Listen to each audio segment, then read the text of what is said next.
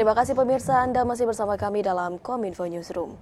Pemirsa, Hari Penyiaran Nasional atau Hasyiarnas diperingati tanggal 1 April setiap tahunnya. Ini merupakan momentum bangsa untuk mengingat kembali kontribusi dunia penyiaran hingga saat ini. Peringatan Hasyiarnas kali ini berbeda dengan sebelumnya karena bertepatan dengan tahun pelaksanaan analog switch off atau peralihan dari stasiun TV analog menuju TV digital. Apa tema Hasyiarnas pada tahun ini dan bagaimana kita mengimplementasikannya? Kita akan membahasnya bersama dengan Ibu Rosarita Niken Widyastuti, staf Kominfo Republik Indonesia. Selamat sore Ibu Niken. Selamat sore Mbak Bilkis. Ya, Bu Niken, terkait dengan Hasyiarnas pada tahun ini, bagaimana cara untuk memaknai transformasi penyiaran di era digital untuk tema pada tahun ini? Iya, tema Hasyiarnas atau Hari Penyiaran Nasional tahun ini adalah Indonesia siap bertransformasi ke era digital.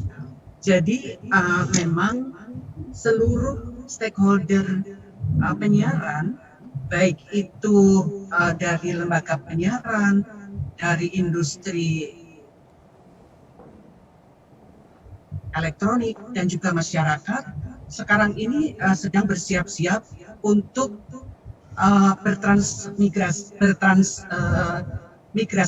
bermigrasi dari siaran TV analog ke siaran TV digital. Jadi ini merupakan perintah dari undang-undang, khususnya Undang-Undang Cipta Kerja, di mana di dalam Undang-Undang Cipta Kerja disebutkan bahwa Indonesia akan menghentikan siaran TV analog itu paling lambat tanggal 2 November 2022. Jadi dalam rangka proses penghentian siaran dari TV analog ke siaran TV digital ini melalui 3 tahapan, yaitu tahap pertama adalah tanggal 30 April 2022 ini, kemudian akan diikuti tahap kedua tanggal 25 Agustus dan terakhir tanggal 2 November 2022 seluruh siaran TV analog itu akan dihentikan. Nah, oleh karena itu masyarakat tentunya perlu mengetahui bagaimana tata cara untuk beralih ke siaran TV digital. Jadi caranya tentu sangat mudah. Masyarakat tinggal menambahkan alat namanya set-top box ke TV, ke perangkat TV analog, dan semua perangkatnya. Nah, ini adalah set-top box begitu ya. Dan antena yang digunakan juga tidak perlu diganti, antenanya masih bisa menggunakan antena lama.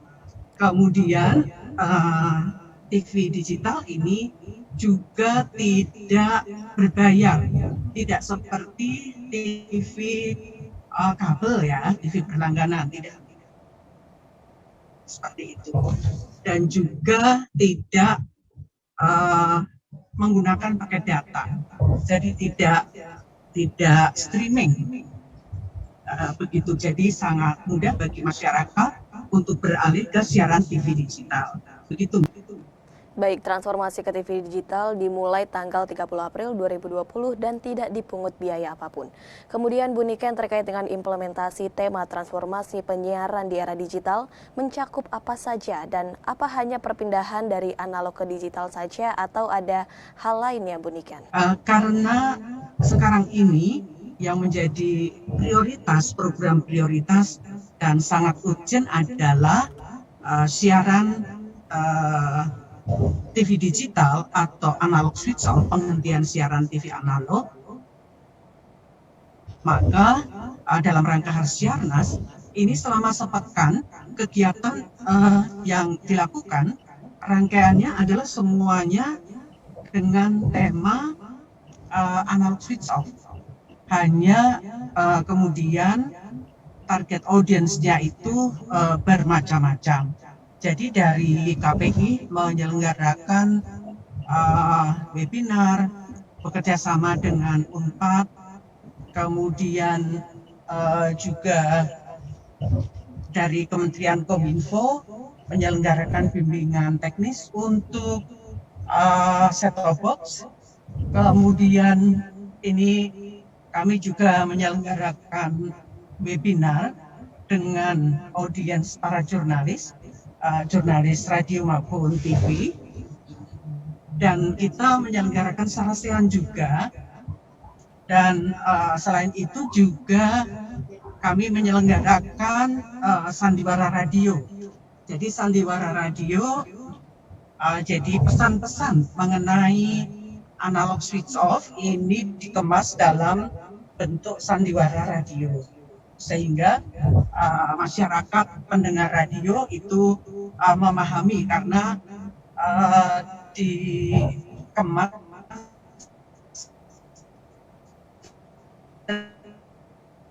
dalam bahasa yang audiens begitu Mbak.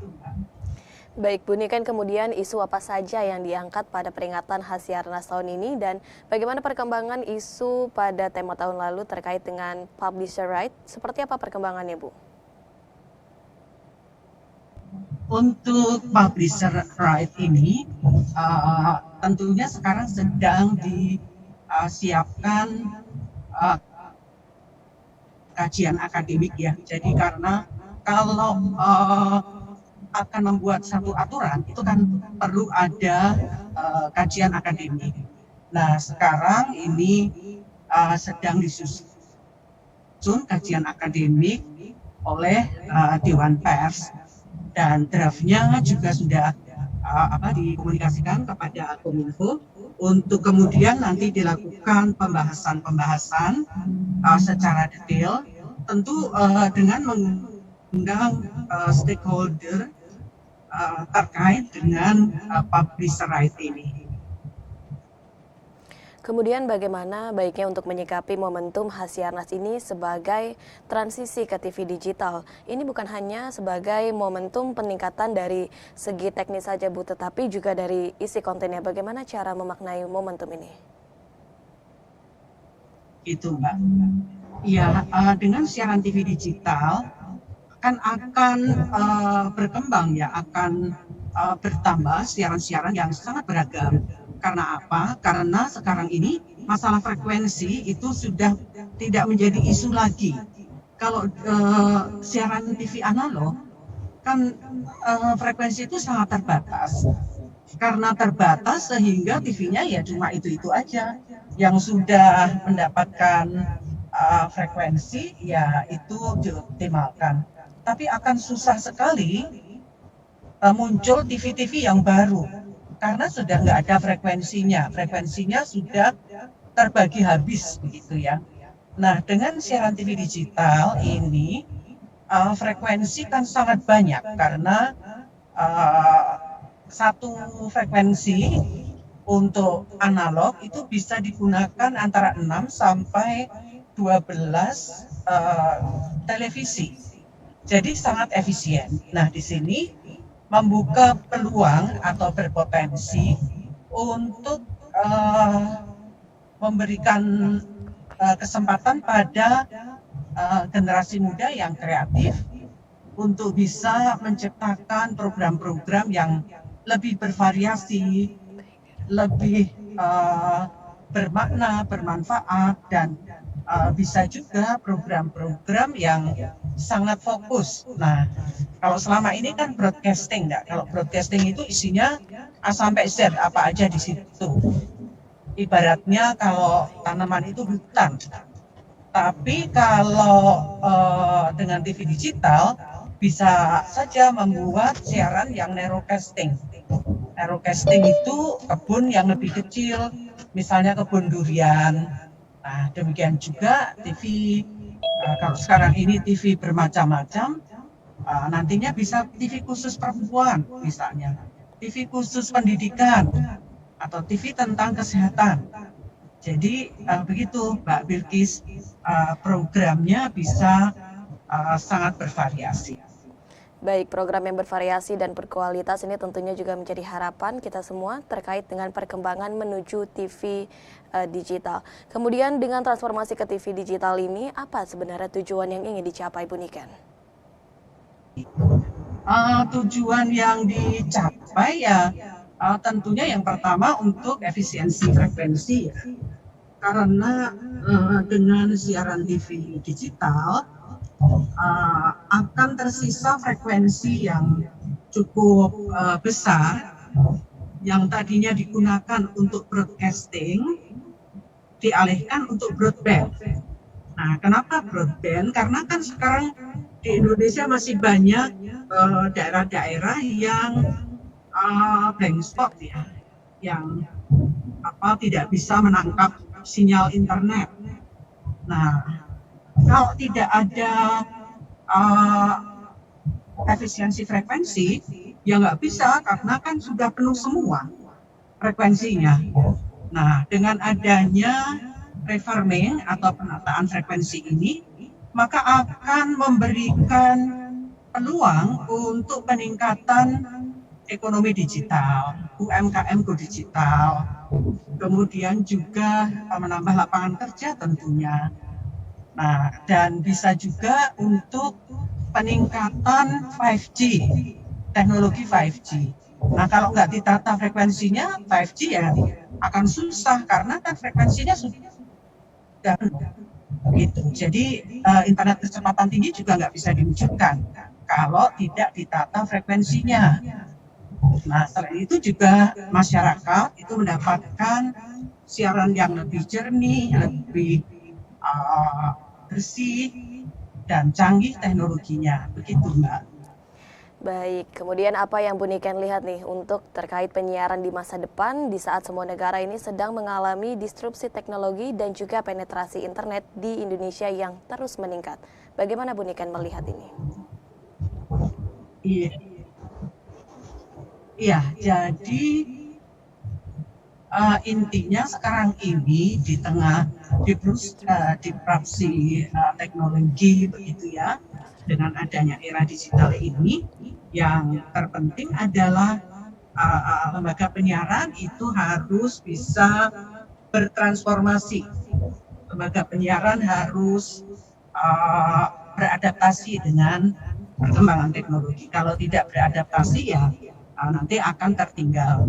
Jadi harus kreatif, inovatif, menciptakan program yang sangat dibutuhkan oleh masyarakat, menciptakan program-program yang mengangkat nilai-nilai kebangsaan, kemudian juga toleransi, keindonesiaan, ini sangat penting. Baik, kreatif inovatif untuk menciptakan program yang dibutuhkan masyarakat.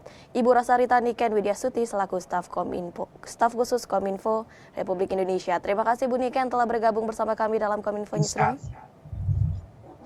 Terima kasih Mbak. Maaf ini videonya agak kurang bagus karena sedang di jalan menuju ke Bandung mengikuti Harsianas. Baik. Ya, pemirsa, kami akan kembali dengan beragam informasi lainnya. Tetaplah bersama kami dalam Kominfo Newsroom.